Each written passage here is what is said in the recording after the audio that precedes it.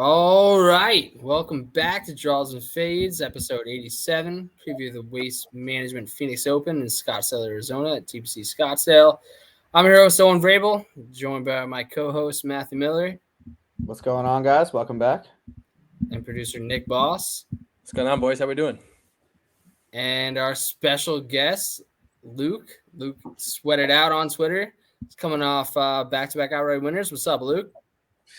Not too much, man. Just grinding away. Grinding away. So we'll give you guys a little course preview at TPC Scottsdale with Luke.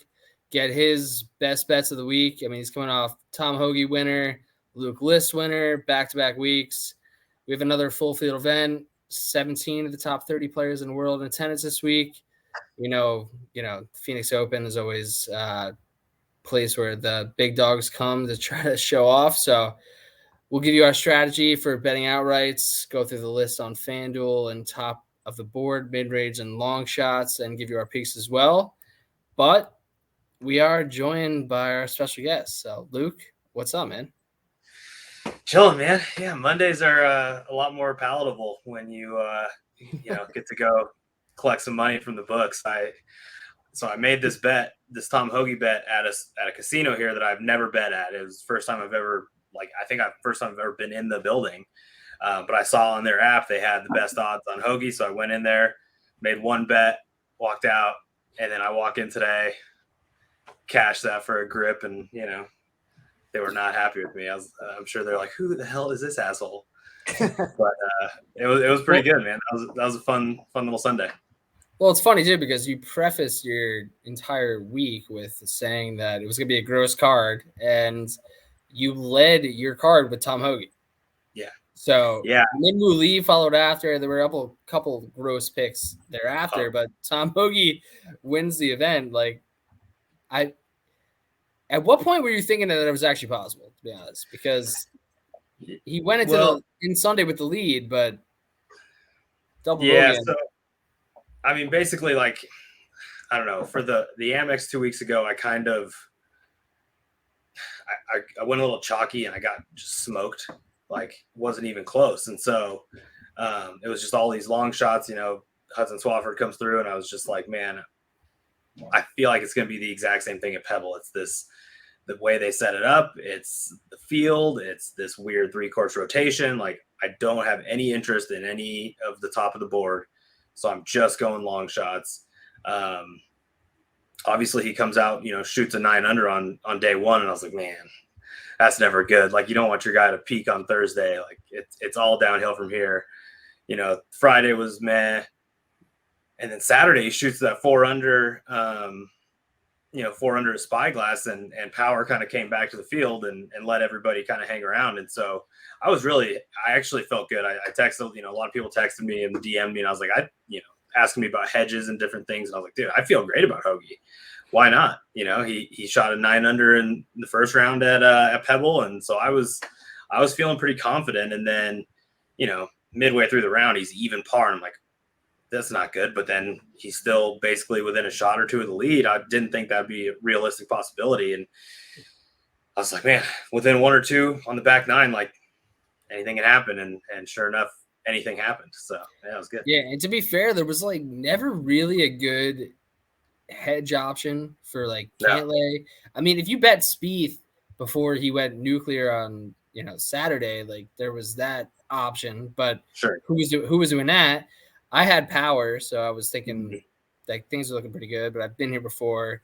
I know what's going to happen, and power played shit on Saturday, and then didn't do anything on Sunday. And all of a sudden, I'm looking at Joel Damon as my guy, and that doesn't work out well either. So yeah, I mean, even Troy Merritt, it's he started 10 under for the day, and at one point was leading the tournament. So it's going into Sunday, there was 20 guys who theoretically could shoot 9 under and win. Right, and you're just not, unless you're just throwing darts, you're not going to hit that guy. And that was the kind of tournament that it was going to be all week. Was that you either needed to have a guy that was going to go crazy on Sunday or have a guy in the mix who played pretty well. And surprisingly, it was Tom Hoagie, not Spieth or Cantlay. But I loved it, honestly. Good stuff, man. Tom Hoagie, Tom 20. Tom Hoagie, 200 plus events and he never won. And same thing with Luke List, back-to-back weeks. Back-to-back weeks with guys who have just been absolute like veterans on the PGA Tour that have not been able to win, and they get it done in back-to-back weeks. So we are coming back to a waste management tournament where we have had success, and we also had you on as one of our first guests in Draws of Fate's history, coming off the Brooks Koepka win. So we're all Brooks Koepka, 40 to 50 to 1 winners, which is awesome. But this year is a new year, so we're looking forward to hearing what you like about this tournament, and then what kind of guys you're looking for this week. Yeah, I haven't done a ton of like my normal process yet. It's Monday, and listen to Andy Lack's show. That's always probably my first stop these days. And one of the things he mentioned was a lot of guys have had a lot of guys who have had success are really good drivers of the golf ball. So off the tee, iron play is always going to be big. So really, I'm focusing more on ball striking this week than anything.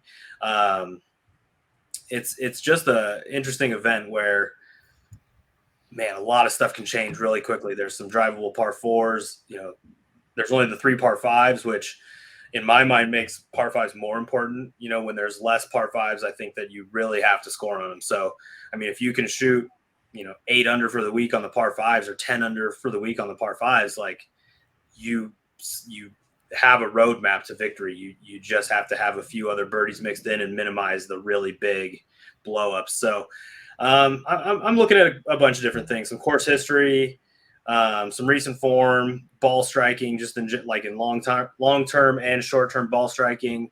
We're not looking into recent form too much, though, obviously, because right at Brooks again. So that's just a no-brainer. Yeah. And the numbers are like always going to dictate where the bets go. I woke up and saw some odds that I actually was a little bit surprised about. So I have my card pretty much decided on. I'm still waiting on a couple books to release odds so that I can finalize, the best numbers I can get. But I've got an idea of 3 that, 4 that I'm for sure betting, maybe 5 that I'm for sure betting, and then going to see if there's anything else worth taking a shot on. Well, also, I mean, I don't know if you guys, Matt or Boss, have anything to comment on this, but obviously the Brooks win last year was all about that chip in eagle on 17, and that hole in particular always is going to be like a mainstay in this course, which is why it's so awesome, because there's so many opportunities at TPC Scottsdale, but there's so many opportunities to also completely shit the bed, which we've seen guys do. So it's kind of in between feeling good about guys who feel comfortable in this big stage, so to speak, where, it's not a major, it's not a big tournament, but there are 50,000 drunk as shit fans out there screaming your name, yada, yada, yada. But Brooks eats that shit up. That's what he loves. So I know people are going to hate on it, as they always do, but, Brooks could easily not play well this week. But as Brooks backers, we either win or we don't win. We don't care. If you're going to throw a 35 to 1 up out there, we're going to take it, no? Yeah, no, definitely. And last year, I mean, it didn't look like he was going to win for a little bit on that Sunday, and kind of no one toward the top of the board wanted to do anything. And like you said, he finally made the move with the chip in on 17. And there is a couple holes in that back 9 that are kind of risk reward. 15 is the par 5-2 with the water right in front of it. So a lot of guys under that pressure situation, end up making a mistake there too. So we saw, I mean, it looked like James Hahn was going to, well, I don't know if anyone thought he was really going to close it out, but he was in position to close it out. He was minus 19, dude, through 9 holes. Yeah. Yeah. He found water, 3 times on the back? Yeah. It's our guy Abe's known to find water often too. So yeah. And then Xander found water on 17. It was just everybody just crumbled, and Brooks is just eating it for breakfast, man. Didn't Finau find the water too the year that he lost to Webb in the playoff on 17? Right. I can't remember right, but sounds right, boss. We're gonna bring it up. We're gonna go with it. So yeah, there we go. That's a draws of fact for you. And Webb Simpson won, which is another reason why like anyone could really win this tournament. There have been guys of different, so to speak, like talent spectrum where they are either good with their irons, good off the tee. Webb Simpson being good at any course makes me think that Abe could be good at any course. When Webb has history here, I think Abe could have history here. And I love that he's at, decent odds. But besides Brooks, who are you going with this week, Luke? Yeah, so I'm not going any of the, all the studs are single digits and teens. I'm not going there. The one bet that I have made was Xander at 22. Okay. I don't have any stats to tell you about other than he's a very, very good golfer. He was, in position to win this last year if he didn't go water on 17. If we're looking at guys who are really good at driving the golf ball, that's Xander when he's playing, his game. It was really just a number play. He's normally one of the guys who gets priced up at like 14 or 12 or whatever and he's just like, come on, guys, he doesn't win that often. And how are we pricing him with like these other consistent super elite winner type guys? And so as soon as I saw 22, I mean, that's the number that it feels like he should be at, and that is an actual bettable number. So 22 was the first one I took today. I don't think I'll probably see better than that. If I do, I'll probably hit it again. Yeah, I'm on X. Matt, I know. I'm been a Xander guy considering. forever, but yeah, for instance, I mean, he's not been great recently, but it's Xander now. It's kind of like the numbers you've been looking for, to be honest, because he always gets priced in the mid-teens at these events, and it's like, why? Right. Like, how are you going to bet Xander thinking that if you're betting him, like you're saying he's going to win multiple times in a season, and we haven't seen him win in years. So It kind of feels like a good spot for Xander because he obviously has played well here, but it's tough to bite it when you don't really know what you're going to get. But it's a better number than Jordan Spieth at 16 or whatever you're going to get there. When the upside we know with Xander is very, very high, right? So it's the Jeff Feinberg thing. You're betting the ceiling. Xander's ceiling is certainly a win. And at 22, I think that's an actually fair number for one of the first times in years on Xander. Yeah, I think that's a really good point. You taking Xander? Yeah, I was. What's that? You taking Xander? I'm still torn up top. I don't want to go all the way down to like 12 and take JT. I just think that's too low of a number. I'm torn. I mean, I'm kind of considering Hovland too, just because he's been playing so well lately. And Xander, I just have gotten burned so many times because he doesn't win that often. But it does just feel so much different when there's the 2 in front of the number and you're looking at like a 22 versus, somewhere in the mid-teens there. So I'm still torn up there, but I don't know. So I'll give you a little bit of insight, Luke. I feel like the numbers may give us a little bit of better numbers as the week goes on. Like, I don't know, Hovland, Hideki being at 14, 16 on DraftKings, Jordan Spieth, Patrick Cantlay, they're all there. They're all under 20-1, and Xander is now there at 20. It feels like the most obvious bet to take them, but maybe we'll get lucky and, some of those numbers will slide back a little bit. But I mean, I know you are similar to us. Like, we don't like to take numbers under 20 pretty much regardless. It's like we'd rather get burned by a teens number than bet on it. But he wins the tournament, and he wins the tournament. Like, you got to just take your lumps. Right. We don't talk about John Rahm often on this podcast, specifically because of that. It's like he's at 7.5 to 1, 6 to 1 on DraftKings right now. And it's like, what are you supposed to do with that? I mean, like, so you just take your whole bankroll, bet it on John Rahm, and to say that's that. Like, then you take him top 10, top 20, whatever, like, just to hope to, like, make your money back. Not our strategy. It's much more fun to hit on a Tom Hoagie at 60, 70 to 1 or Luke List at 60, 70 to 1. Again, we have way more players in the field this week that are of elite caliber. So it's not the same feeling, but there are numbers in the, mid 20s, mid 30s, mid 40s, and so on that like are more enticing, no? Yeah, absolutely. I mean, just obviously we talked about Brooks. It's like hanging that kind of a number. We're all probably going to be on that. The other one that I'm seeing is Sam Burns in the mid 30s. A really good week here last year. I know we're all Sam Burns guys here. As far as course fit, I don't know if there's a better guy. That's the type of grass is something that I think he's comfortable with. I saw he's cursed this week, so that's a little concerning. But no, I really just saw that as we entered this chat today, which is upsetting, to be honest, because it's a tough scene. So now we're gonna have to figure out what to do with that. It is pretty amazing. It pretty much, like, whenever he does that, they never win. It's unbelievable. It's really remarkable. He has it is talent. remarkable. The was it two Sundays ago, the NFL Championship Sunday? I mean, he was just on fire. Everything he touched turned to shit immediately, from golf to football, props, everything. So that makes me a little worried about Sammy Burns, but we'll see what numbers we can get and what we can do with it. I mean, he might be good enough to overcome. He's a freaking really good golfer. I kind of feel like Sam Burns, if there's one guy that can overcome the Ender curse, it's Sam Burns, because it does feel like, I mean, we haven't gone through like the whole course history and everything like that, but it does take a well-rounded golfer. Guy needs to probably have a hot streak of some sort, whether it's with his irons or this his putter, regardless of the case may be. It's like you need to have the ability to get hot with one of those things. And Sam Burns is like proven that time and time again. I've been on him for months, and I don't know.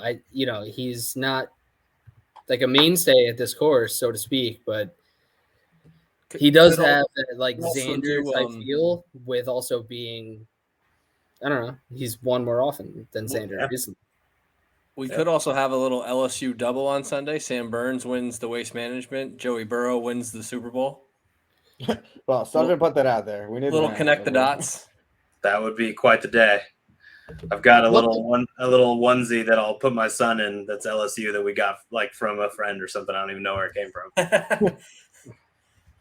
Shit, I also feel like I did something similar to that recently, and it did not work. What did I do? Yeah, the Chilean. We don't need to talk about the Chilean. No, not the Chilean double. It was the Sam Burns, LSU basketball, LSU football, all in the same week. Yeah, I don't think anyone won. So that's we'll get past that. All right, so Luke likes Sam Burns, which I obviously love because. I'm a big Sam Burns fan. I've also already put in a bet on Sam Burns. I can't help it. It's just kind of like if you put a 30 on Sam Burns at this point, I kind of feel like his game is justified placing that bet.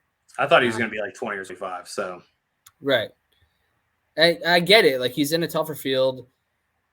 He has not top 10 tier yet, and a lot of the talk out there is like, what's your course history like here? Because obviously Brooks has won here twice, Hideki's won here twice. It's not out of the realm of possibilities for another guy who's already won here to win. I'm not going to get into why I may bet Ricky Fowler, but I will let you continue your card. Yeah, so the other guy I'm looking at having placed a bet is Harris English. Okay. Like he's like 65, 70 to 1, Yep. 60 or whatever. Like, I mean, he's number something like 15 in the world. Like Harris English is really good. He's being priced with a bunch of guys who are just like not as good as him. And so I think he's a little bit mispriced. He hasn't been playing great golf, which is why he is where he is. But, he's won in the last calendar year at a TPC course, he's got a couple of decent finishes here. I don't really understand why he is where he is. So that's a number that I'm watching. And then if you follow me on Twitter, you have seen that I am going to go back to the Hoagie well, which we're dying to understand the explanation behind it because, I get it. Like Tom Hoagie, which I had to convince him for me to not bet him a couple times earlier in the last couple episodes. I did bet him top 20 last week. Did not bet him outright. he's I don't know what he is. He's incredible because He's like good. He's 206 good golf. starts and he wins his first tournament, and now you're just gonna bet him to win back to back. So look at what he's doing lately though. In his last 5 starts, he's got 3 top 5s. Yeah, He has a win. 2 missed cuts and though, no? He has 2 missed cuts in there. One of them was Farmers, which is a really long course. I said it on Brian Kirshner's thing last week. Like, that's not his kind of course. TPC Scottsdale is not super long. Plus, it's played at elevation, so that'll make it play even shorter. So that brings him into play.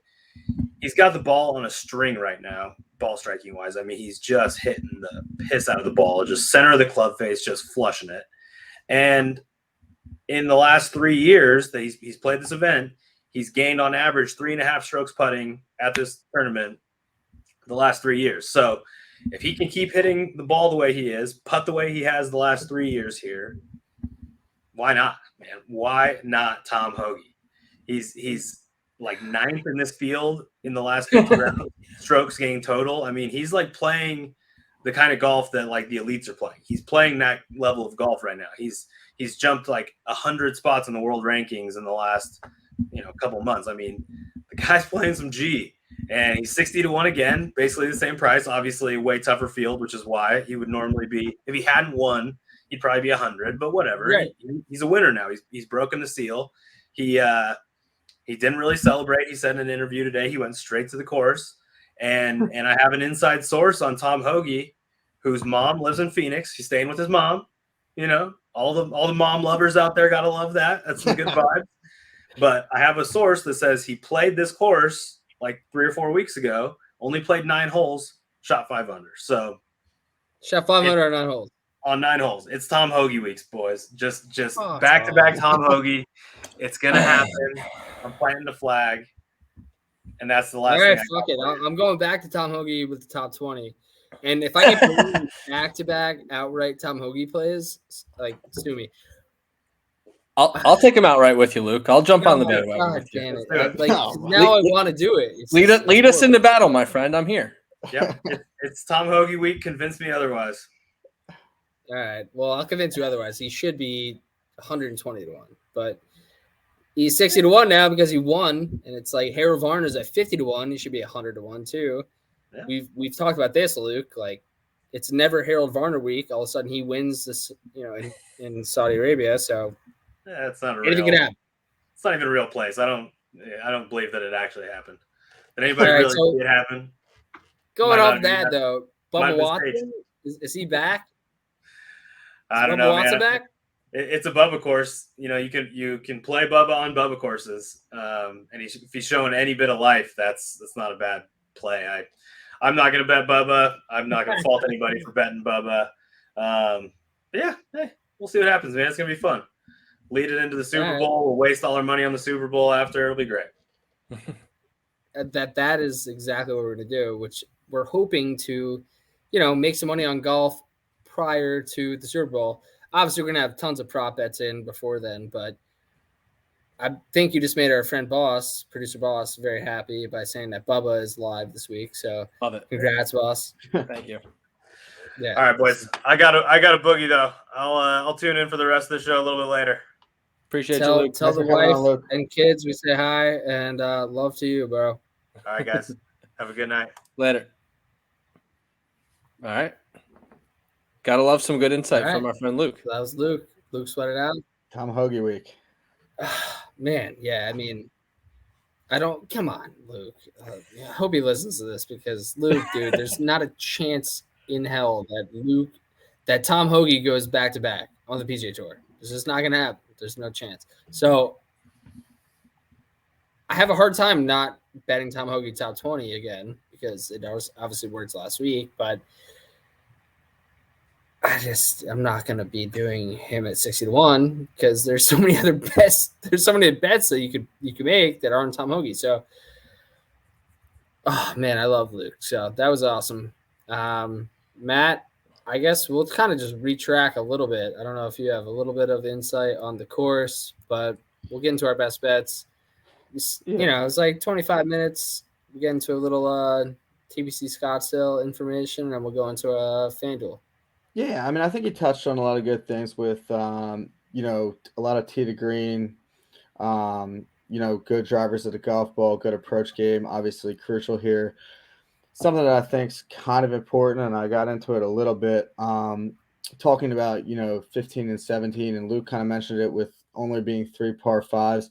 I think you're going to have to try to take advantage of those par fives. So maybe looking into, you know, opportunities gained and, you know, par five scoring, eagles, stuff like that, because I think that you're going to need to shoot well on the par fives this week. And 17, I mean, it's not a par five, but that's a big hole because you have a drivable par four, water on the left, but also, I mean, if you lay up or go right, it's not really an easy chip into the green that slopes pretty quickly downhill toward the water. We've seen guys putt it off the green into the water. So there's a lot of, you know, risk in that hole. And I think that, as we saw last year with Brooks, ends up being a pretty pivotal hole this week. So I think those two holes are going to be big. I'm also looking at three of the four hardest holes on the course are between 450 and 500 yards. So par four scoring, you know, between those yardages, I think are going to be important because you want to try to, you know, at least par them. And You need to make something there. Yeah, well, what's that on the par? Yeah, the par fours. I mean, you can't get yourself in trouble on the par fours that are Right. between 450 and 500, and then you got to take advantage of the par fives and the drivable par four on 17. I think it's also kind of worth noting that this is not, and it kind of goes without saying, but not like a normal week. The atmosphere is absolutely wild, so it kind of takes this, you know, certain type of guy to feed into that and have fun with it, because you're going to get a ruckus crowd out there on 16, the par three. You need to kind of lean into that element of it, I think, and have fun. And you look at the guys that win, you know, Brooks kind of can do that. Ricky, Gary Woodland, guys like that. So I think it's going to take a well-rounded game, but yeah, I mean, those are kind of a couple extra things I was looking at. Did you have anything else to add, or? Yeah, I mean, I think in total, like this course in particular, I think stroke gained approach is always my like go-to. I think guys that are able to hit their mid irons into close proximity are going to have the best chance to win.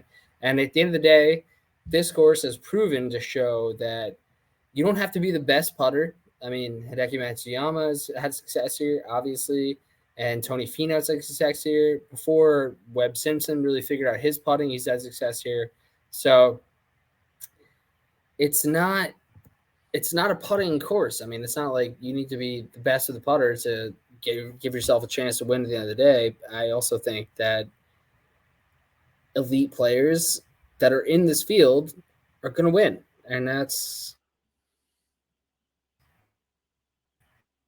kind Yeah. of what we're dealing with. And that's why you're not going to get too many long shots with a legitimate chance to win.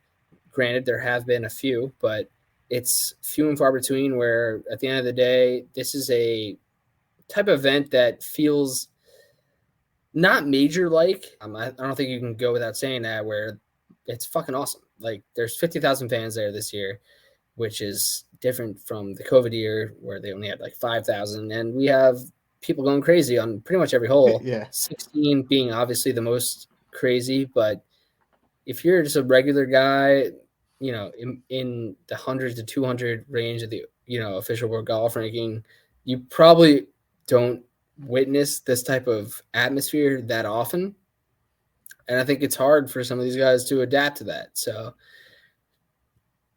you're looking at guys, if you're not betting the top of the board, you're looking at guys in the mid range and the you know 50 to 80 range that can adapt to that kind of situation, which there are actually a bunch. I think the mid tier this week is awesome. There's plenty of bettable dudes, and it's gonna be exciting this week no matter what. But I think Charles and Fades has pretty much been consistent with the fact that we're looking for some of those 30 to 60, 70 range guys to be in contention this week, and I think they will be. And you're going to get a pretty good payout on a potential winner. So we'll get into our top 10s, top 20 bets too, but also take a breath when you're, adapting to these odds, because FanDuel and DraftKings haven't given too many great prices on the top of the board. And, I don't think everyone's deserving of mid-teens to 20 odds. So we'll get into that, but yeah. Yeah, I think it's strange because, it is such a good field, but then you kind of nailed it because you look at the top guys and it's just, I don't feel like they should be at that number. Yeah, you look at, you can get into it, but why don't we? Well, it's not even should be at that number. It's just like, do I want to bet someone at the number? Like, they can put them at that number, but it's like, is it worth it to bet a guy at 15-1 when you know that they don't win multiple times a year? That's the kind of thing. You have to be feeling that they're coming to this event and they're feeling that you feel like they're going to win. Otherwise, I'd rather take guys in the mid-tier. And I think we've kind of always been there, so to speak. So we'll get into the odds board. But, I think a stroke gained approach, guys that have success on par fives, guys that are good with their mid-range irons, between 125, 175, those mid-irons, wedges, where you're giving yourself birdie looks day in and day out, So, yeah, birdies are better gains. And at this course in particular, I think there's more opportunities to make bogeys than people think. It is a birdie course, but it's more like you make birdies and then try to not make bogeys, because there are going to be bogeys out there. There are going to be bogeys out there, and people kind of regret to see that, but the finishing score is not going to be crazy. We're going to see something in the, high teens to maybe low 20s. I'd be shocked to see it anything over like 21, 22 under. So yeah, it's not going to be a just anyone can do it type course. Like, the guys who make mistakes are going to make mistakes here. And that's why the winners have been pretty prominent players who have been in the top, certainly 50 of the, official World Golf ranking, and most definitely inside of the top 25. So, yeah, I think it's like 7 of the last 9 are now major champions. So, obviously Brooks and Hideki claimed 4 of those, but still, and guys who win are typically elite guys. Maybe it's major champions or players champions. It's the combination of those. Yeah, Ricky won either way as well. We've talked about it briefly, but the players is pretty elite status. Most of the best players in the world come to show up in that similar type fields, similar type feel.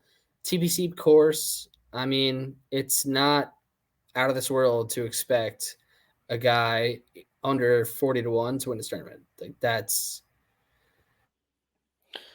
where my head's at, which I'm pretty sure your head's at. Obviously, Luke thinks that Tom Hoagie has a chance to go back-to-back, which is a little bit insane, but I hate that.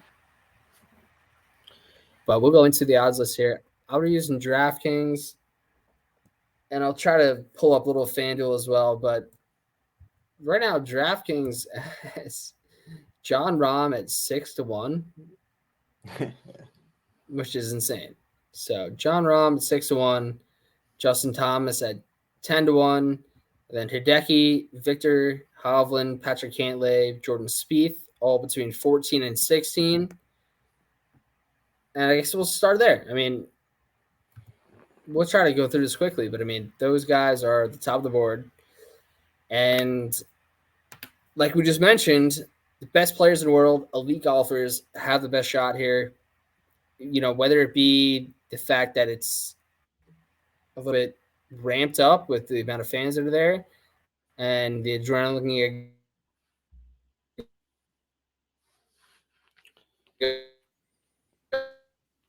I think we're losing Owen there for a second. Yeah. But is there anyone up at the top that you like, though, Matt? I don't know if I'm actually, I lied. I might go this high, but I'll give you the floor. Yeah, I'm debating. I think you have – I've considered JT. Coming back in. I don't know if he has something to add to this, but that's right. I'm still there, boys. Okay. You're, All right. you're coming in and out a little bit. So I'm considering JT. 12-1 is pretty low. Tough. Near the top of the Tough. board. It's tough to swallow. He's got great course history here.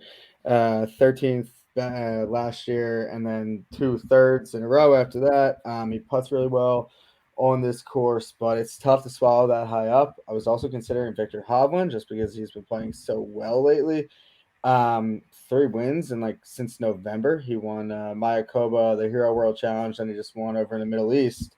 But again, that 14, even 16 is tough to swallow. If we can get some movement from him to an 18, maybe I'll even bite on that, because the other guy I'm considering is, we didn't quite get there, but it's Xander we touched on with Luke at like a 22 type number, and that feels more in the range that we'd like to take.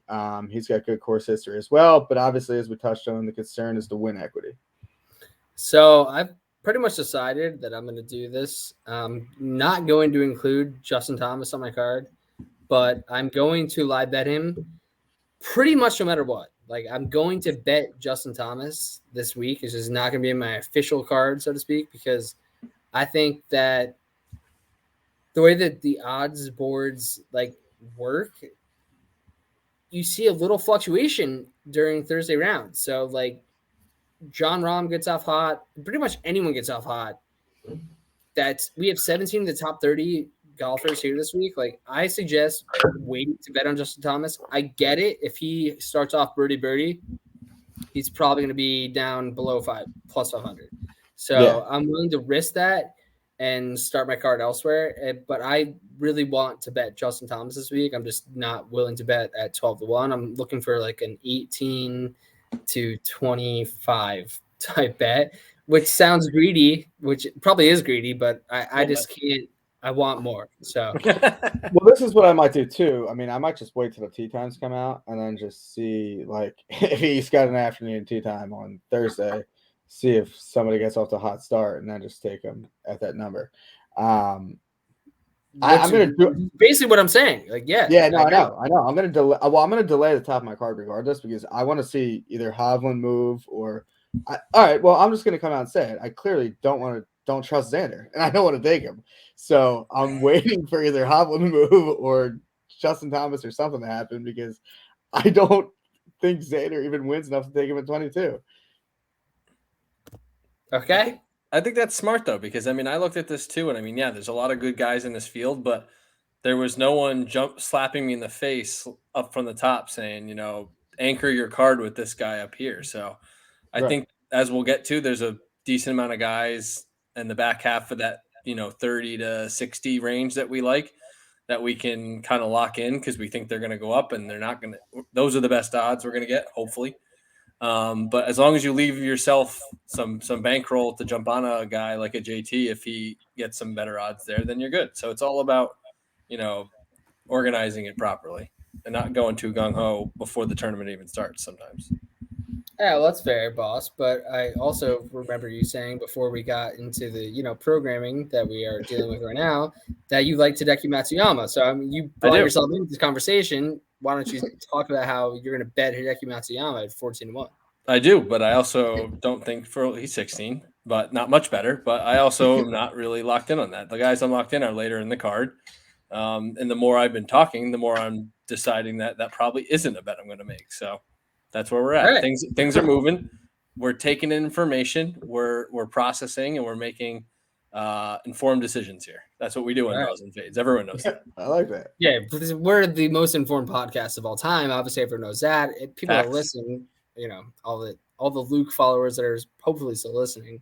We are the premier podcast for informed knowledge. So we have what we see is a lot of low numbers on guys that obviously could win. So Victor Hovland, Hideki Matsuyama, JT, even obviously I've just talked to you about how I would love to bet JT, but I'm waiting to bet on it live.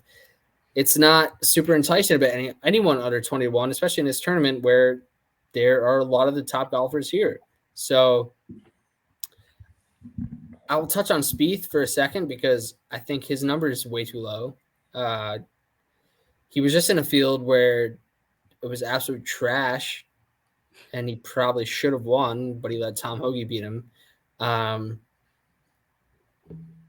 He played really well, but him now being at 16-1, it's like, I mean, we've seen enough flaws in Jordan's game where like we get like the fluctuation of his performances. So, like it's not like, oh, we're gonna get this Jordan every week. So, betting on him under 21 makes no sense to me. Yeah. And my thought process with Hovland and Hideki is like, it's really tough to win fucking 3 times in a few months span. And it, they easily could both do it, but betting on them at under 20-1, it's like they've already won multiple times in the past few months. Doing that over 3 or 4 month span, very difficult. And we've seen how good the field can be. Tom Hoagie is a perfect example. I mean, the guy's played over 200 PGA Tour rounds, has never won before, has been consistently pretty good, and then, at the same time, never won, and he can win. So when you bet on a guy under 21, I mean, it's like you better be feeling like he's going to be for sure in the top 5 come Sunday. And I just don't think that it's really worth it. So, yeah, I mean, I think it's obviously extremely difficult to win, and to win that many times in a short period of time is very hard. It becomes a tough decision to then try to start guessing, who's more due for a win, and then you have guys who haven't won in a while or at all, and then you take them thinking they're due, and then it's like, can they close? So it's a tough conflict. I will also say with Spieth, I agree with you on not taking him. He's obviously, a multi-time major champion, so there's no doubt that he can close out a tournament, but lately it hasn't really been that great in terms of him having a chance to win and winning. I mean, he's in the last couple of years, we've seen him a ton of times with a share of the lead on Sunday and not get it done. Last year at this event, he was right in on Sunday. He didn't get it done. Last year at Pebble, last week at Pebble. The only one he won was the week before the Masters, the Texas Open or whatever, against that trash field. So, I mean, he hasn't really closed out a big, event against a good field in a good 4 years or so. Right. So I wouldn't take him at that number either.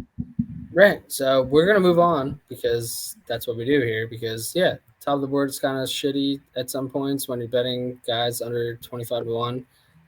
But we briefly mentioned Xander Schauffele, Scotty Scheffler. I'm on DraftKings right now. FanDuel's not loading for me. Xander Schauffele at 20, Scotty Scheffler 22, Daniel Berger 25, Russell Henley 30, Sam Burns 30, Brooks Koepka 30, Tony Finau, Louis Oosthuizen, Webb Simpson at 35, and then Seamus Power, Bubba Watson at 40. So that's kind of like the next range of guys, which, I think are much in play this week. So I'll get it started. I'm going back to Sam Burns. It's no surprise, I don't think, to any Draws and Fades listeners. I love Sam Burns. And we've seen guys play well here who have relatively a complete package. I mean, that's not even a crazy thought to say, because most of the elite players have won here. Hideki, Brooks. Hideki's known for not being able to putt too well. Brooks, similarly, doesn't always bring his complete package, but they're both multi-time winners here. Webb Simpson has won, bringing his, short game / wedge play into fruition here. And I think Sam Burns is low-key the guy that has all those tools in his bag, where the last time we saw him, he missed a cut at the Farmers, and the time before that, he 19th of the century, not great. When I say not great, I mean 19th of the century is not bad. Last year, 22nd at the Waste Management, he lost 5 strokes around the green. I think that's kind of an outlier. I think he put himself in some bad spots, and he's one of those guys, when he gets locked in with his irons, he's going to be in play. Sam Burns, for me, is always in play, especially at events where you're going to get him at 30-1 or over. So I love Sam Burns this week. Feel like I've been saying this, but it's like he's just built himself into this role where he can win any tournament. And, a well-rounded player who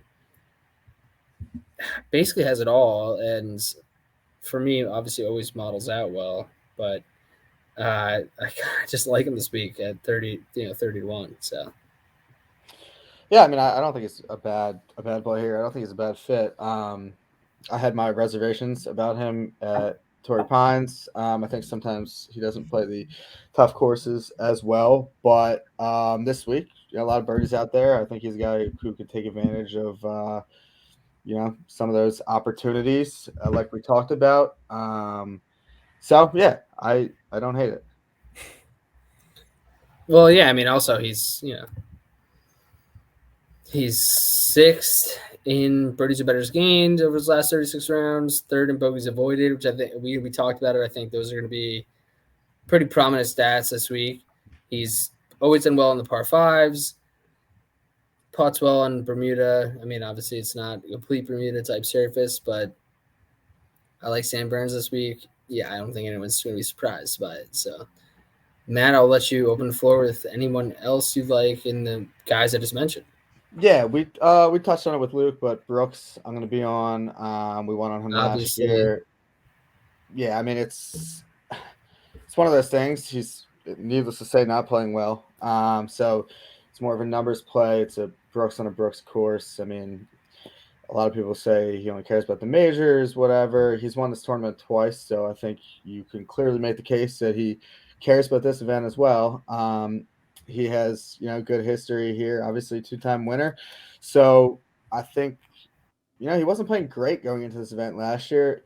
It was probably slightly better than what we've seen from him lately. It's been kind of ugly, but I think Brooks is kind of one of those guys that could turn it on at any time. So at this number on this course, I'm going to take him.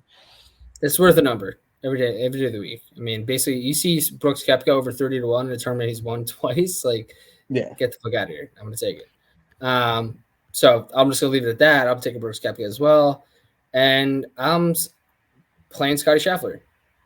So I don't think it's crazy. I think this course lines up very well for him. I think he's one of the most complete players of the younger generation. Finished 7th here last year. He's at 28. You can get him at 28. I think you could have got him at 31 earlier, but yeah, definitely shot for a better number than the 22 on FanDuel or right. DraftKings, excuse me. Yeah, no, 22 on DraftKings is trash. That being said, I mean, if he wins, you're winning a lot of money. So that's my stance on Scotty, and I love it. So I think this could be a good spot for him to win, though. I mean, like we say, winning is tough. Even if you've won several times recently, it's tough to keep doing it. But I think this could be a good spot for him to kind of get that monkey off his back. Be fun to see him do it too, especially with this crowd. I think they'd really be behind him. Yeah, and I don't think he's intimidated by this. You know what I mean? It's not like a crazy circumstance he hasn't been involved in. Well, I'll be completely honest. I don't think Scotty's intimidated by much. I mean, he's played well at majors. He's not really a guy that's scared of much.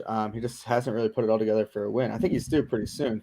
Yeah. It's just a matter of taking him when you're going to take him, because it's tough to bet him at a high number when he hasn't won. But this week it's not crazy if you get him, somewhere around 30-1. Right. You know what is crazy though? Seeing Russell Henley's name in this group at 30-1. Yeah, you definitely get better. Back to Russell because we like Russ, but what are we doing here? You get much better numbers than Russell Henley, and I've bet Russell Henley a fucking 1,000 times, and I mean, obviously outright wise, it's not been profitable at all, but top 20s mix. I don't hate it. I think first round leader is not a better call. And I also think Sam Burns has played well here in the first round. I think he's a good first round leader call. And we'll move on because we have to move on. 35 and above on DraftKings. We have Tony Finau, Louis Oosthuizen, Webb Simpson. At 35, Seamus Power, Bubba Watson, Taylor Gooch. Between 40 and 50, and then Harold Varner, coming off his Saudi win, is at 50. Corey Connors Billy Horschel, Adam Scott, Matt Fitzpatrick, and Abraham Answer all between 50 and 60 as well on DraftKings. I mean, then it quickly moves into the 60s, 70s, and 100s. So, Matt, I'll get your take on anyone in that range you're looking to bet, because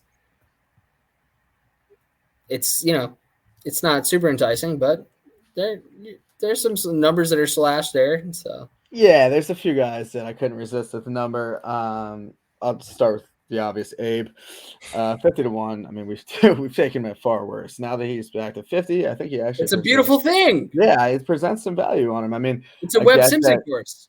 Yeah, I get that he's only played it once. He missed a cut, whatever. But like you said, any course that Webb plays well at, he could play well at. We talk about, he's accurate off the tee. He can get hot with the irons. I think it's a pretty good fit for him. So he's coming off top 10 last week in Saudi. He wasn't great to start the year, but Abe's been playing a lot, so I could see him turning it around this week. And 50-1. I mean, I'm not going to resist it.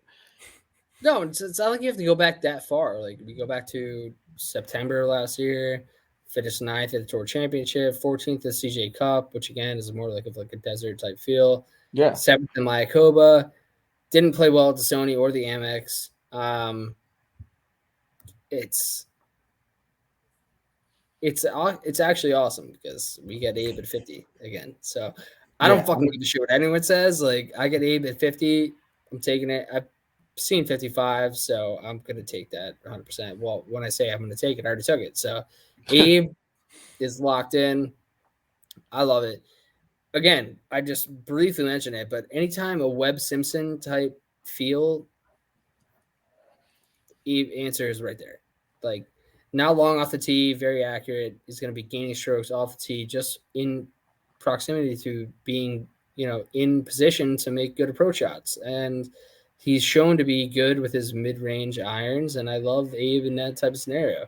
The greens are big, and Abe can certainly get hot with the putter. I think guys will be 3-putting around some of these greens. So, it's always tough with Abe. It's not like there's no layups with Abe, but I think he's a good top. I mean, he's a good top 20 play this week, no matter what. I don't give a shit what anyone says. He's a good top 20 play. Yeah, I think he's gonna get back on track this week. I am also going to take Adam Scott. Mm-hmm. Boss, this is our time. Adam Scott, sir. This week and next week. United States. Yeah, I mean, first time back on tour, like, it's a no-brainer to take Adam Scott. I've been dying to do it now. I've been missing him, so we're back on board. I've already been doing it overseas. Well, it's a good number too, 50-1. I mean, he hasn't played this event before, which is kind of crazy. The amount of years he's been around and he hasn't played it, but I think he's a pretty good fit here. I mean, he's obviously a great ball striker. Look at kind of some of the corollary courses or crossover winners. TBC Sawgrass, a lot of people have compared it to. Scott has a good track record there. So I think Scott's a very good fit, even though he hasn't played on this course before. And I think 50-1, and he's actually been playing pretty fine over in the Middle East. I mean, he's coming off back-to-back top 10s over there. Mm-hmm. So I like him in this spot. I think 50, pretty good number. Desert golf, just the other side of the world, but desert golf nonetheless. Yeah. And the last time we saw him playing some desert golf in the CJ Cup, he came top for 5th. So there we go. It's not bad. I don't hate it. I do not hate it. I'm not going to take it, but I was going to say you're not going to take it, but you don't hate it. I don't hate it. Yeah. Okay. So it's funny. I'm kind of on the Taylor Gooch bandwagon at this point. I don't really see any reason to not like him this week. I'm not going to take him for an outright. I'm going to take him for a top 20. I think he's just very similar to Burns, where he hits his mid irons well. He makes a ton of birdies, drives the ball well. His mid iron game is not bad. He gains a ton of strokes on the par 5s. I like Taylor Gooch in this type of scenario. You might not get the best top 20 number on him, but I feel pretty good about it. He's missed 2 cuts here, so there's nothing really in particular to stand out but Taylor Gooch's game at this course that you would like. But I like Taylor Gooch's top 20 play this week. It's going to be on my card, and we'll move on from there. Yeah, I think Harold Varner, who I love, coming off his Saudi win is unbettable.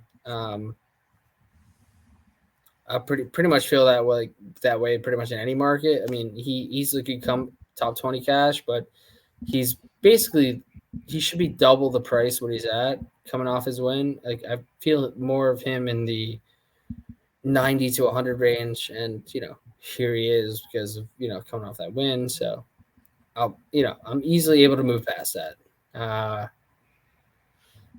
Gun the 60s and above: Luke List, Tom Hoagie, Harris English between 60 and 65, Aaron Wise, Max Homa, Keith Mitchell, Ricky Fowler, all under 100. Now we're over 100.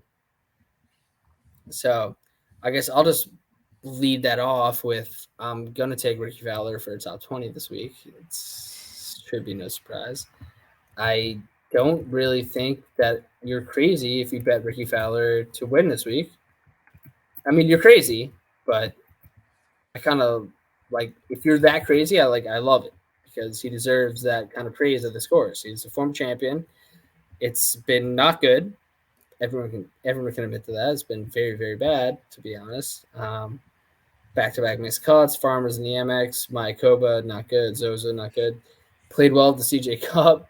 So if you're looking for that type of correlation, he did play well there. But we're only looking 3 years back where he won this tournament. Fuck off. I don't know. I don't care. 2019, he won this tournament.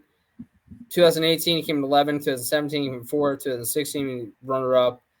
Ricky Fowler has enough course history here where I do not give a fuck about anything else. I think he has that type of talent to be at a course he loves. Clearly, the fans being there is not something that he cares about, and I'm willing to lay the pipe Ricky Fowler at the top 20. Yeah, I mean that's course history. Can't argue with it. You think it's dumb, do it, but he's your guy. So yeah, you think it's dumb though. I mean, I wouldn't recommend it based on the recent form, but hey, I'm not exactly lighting the world on fire right now. So yeah, I mean, top 20's maybe been hot. You taking Keith Mitchell this week? Well, I have a little problem. Because what are we talking about here? Ricky Fowler, Keith Mitchell. No, I have a problem with the golf community right now because I have been leading the Keith Mitchell bandwagon, and all of a sudden I checked today, and he's the most tipped guy. That's my issue. Good. No, it's not good. So I'm going to continue to ride him for top 20s because he's hit 2 out of 3 for me, but I'm not going to take him in the outright because now I'm pissed. Everyone's on him and they're mushing him.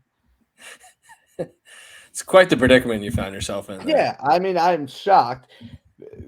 No one's said a word about him until the last week or so, and now all of a sudden he's everyone's on him. I was surprised to see it in a stacked field event. So I'm gonna be on him for a top 20, but not outright this week. I'm gonna take Max Homa though, because once again, Max Homa getting disrespected in the odds list. Talked about it plenty of times. I mean, he's won 3 times in the last 3 years, capable of winning an event. He lives in Scottsdale. He's a Scottsdale guy. Top 10 here 2 years ago.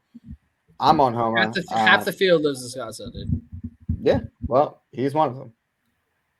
He's also capable of winning events with big guys here. It's not like he's winning kind of the off-week events. I mean, Riviera, Wells Fargo. Last year. Yeah. I love it. Riviera, yeah. For anyone in our video coverage right now, I have to take a pause. I have to pee right now, so there's gonna be So I think Matt, just keep talking. You got, we'll go 100-1 and better. Gary Woodland, Francesco Minari, Denny McCarthy, Charlie. I'll be back in probably less than 45 seconds, but continue. All right, just close the door so we don't hear the audio of that. Who do you like over 100, Matt? Yeah. Well, one guy I have at 100 here. I'm on FanDuel. I'm going to take a placement of some sort on Cam Davis as well. Okay. Like his game, he's actually been playing pretty well so far this year. He had a pretty good showing at the Sony. He just came outside the top 20 there, and he was top 10 at the Tournament of Champions. He's good on Eagles and opportunities gained in his last 24 rounds. Top 20 in the field, proximity between 150 and 175. He doesn't exactly putt well, but we've seen guys who don't traditionally putt well putt fine here. So I think maybe a top 20, top 30 on him is not out of the question. I'm going to continue with see how far down my next guy is here. Oh man, I'm moving pretty far. I don't see him. I like that. Well, Then I have two guys all the way down to the 200s. But I don't know when Owen's gonna be coming back from his bathroom break, so I'll just get into him. Get into it. Here. Are we moving down to the 200s? Is that fair? 200s? My God, what happened in the past 45 seconds? Like we talked about Cam Davis, and then Matt got to scrolling. Yeah, that's Cam fair. Davis placement, and then I got the scrolling. Yeah, a couple guys I like in the 200s. All right, if you guys don't before we get there, I guess I will say I like Mito this week as a top 20 play. I think his value has gotten increasingly better coming off his pretty horrid performance last week where he missed a cut, put the absolute shit. Shout out your tweet; it's pretty funny. He looked like garbage bin. Yeah, he did. Yeah, he looked like a garbage bin all week. But I think coming back to another course where his approach play should be, a benefit to him. I just don't see him playing poorly back-to-back weeks. So I'm going to be in on a Mito top 20 play this week. Other than that, obviously my guy Denny McCarthy is in a place he probably shouldn't be. And I love his odds, but yeah, I guess. Did you talk about Gary Woodland at all? Because I'm considering Gary Woodland placement bet as well. No, after the course history for me. Yeah, it's the same thing with Ricky Fowler. Like I can see Gary Woodland easily coming in top 20 this week. Yeah, I mean, I think I took him at the Amex, and I need a break after that. An extended period. See, I did the same thing with Ricky at the Amex. I dipped my toe in the water, and I'm not ready to dive in. You guys are gonna regret it. I'm just telling you. Coming off a 5 out of 6 top 20 week, Fowler and Woodland sprinkle top 20. Not even sprinkle, full unit. So, all right, well, that's fine. It could happen. All right, so yeah, I guess we're above 100 then, and yeah, we're into Gary Woodland, Francesco Molinari, McCarthy, Hoffman, Pat Perez, Mito, Putnam, Kuchar, Joel Damon, Siwoo Kim. Players crossover. You going over? You over 200-1 on an outright? Not outrights, no placement though. Couple placements. I gotta find the placement odds for these. I might have to go a little bit further down, like a top 30, top 40 type thing. But two guys, Sepp Straka, I'm gonna go with. He's down at 210-1. He's 17th his last 24 rounds. Par fours between 450, 500 yards, and he is 20th in proximity, 150 to 175. Good off the tee. So, I mean, Sepp obviously not an elite type of guy, but I'm going to take a shot on him. The other guy, my guy JT Poston, he's got some pretty decent finishes here, and he's starting to turn his season around. He's starting to play a little bit well lately. Some good results after that long string of missed cuts in a row. I think it got to double digits at one point. So the postman is back, and I'm back on board. So I'm going to take him as well. You're taking JT Poston top 20. I don't have a top 20. I got to look at the odds. I might go a little bit further down on that one, like a top 30. But, yeah. All right, fair. I mean, I guess I'll just throw out a couple names that I'm considering as well. Joel Damon, I think, coming off of pretty good performance. I obviously had him 90-1 last week. Did not really close the door particularly well. He was 17 under and had basically the tournament, within grasp. Played very poorly down the stretch. He was in the same group as Jordan Spieth. Did not work out very well for either of them. But I like Joel Damon for a top 20 mix this week, and I don't think that's super crazy. And I also like a guy that you mention pretty often. I like Siwoo Kim for a top 20 you mentioned this week. Shorter, not shortish type course, but another type place where his irons can come into play. And I don't think Siwoo has been particularly crazy at this event, but he's obviously won the players. So Yeah, I was considering him. He doesn't have great results here, but I thought about him. And I think the number might be worth a bite anyway. But yeah, I mean, he won the players. He's pretty good, TPC guy. So yeah, in terms of like long shot top 20 type plays, I'd like Siwoo Kim this week. Just kind of the rest of my thoughts. He's not done well here. I will say, like his best finish, I think, is 50th. So, that's kind of what you're looking at the end of the sport. That's not crazy. It's like a mixed bag of guys that are over 100 to 1 probably haven't done particularly well here, because if they had, they'd be at better odds. And course history wise, that's what we're dealing with. A lot of guys play well here consistently. Other guys don't. Like I said, we have 17 of the top 30 players in the world here. So I think the top of the board is where you're going to find your most fruit. And hopefully we can, lock that down. But Justin Thomas live bet might be the best suggestion I made tonight. So. Well, yeah. I mean, if you get a number on it, he's certainly got the history here and the ability to turn it around quick and go low. So, who do you guys like for one and done this week? So I'm in a pretty precarious spot with the Pat Mayo one and done in 37,000, 3,750th. 37,000. That'd be impressive. Yeah, no, 3,750th, not good. So I have nowhere to go basically, but up. It's only 700. There's only 700 people behind me, so gonna take John Rahm. I'm one of them. You're behind me. Oh yeah. No way. I'm pretty sure I am. I'll check after, but if I'm ahead of you, it's not by much. Well, whatever. I thought that Jason Day was going to be a good play for me. It worked out horribly because Cantlay and Spieth ended up finishing way higher than him, of the guys that were owned very highly. Got bad. Yep. So. Oh yeah. Yep. Hence why I'm right next to you there, buddy. I would assume you're still ahead of me, but either way, it doesn't matter. You need winners in this type of fucking one and done scenario. Like John Rahm is the guy to take. So I'm taking John Rahm just in the small hope that people don't take him this week. And he's already been used a decent amount of times. I think he's already been used by 50% of the field. So I'm going to take John Rahm in that. I'm also in another one and done where you pick 2 players a week, and I'm in 4th out of 62 people. I picked Tom Hoagie last week, so shout out me for that. And I think Bubba Watson is a kind of crazy off the wall type play. I like that. You know what? You're not going to get an argument against that for me. Right. So it's a fact. So nice. If you get Bubba, also another Bubba Watson live play, if you see him floating over 100, take it. Other than that, one and done wise, I'm probably taking Rahm. If I don't,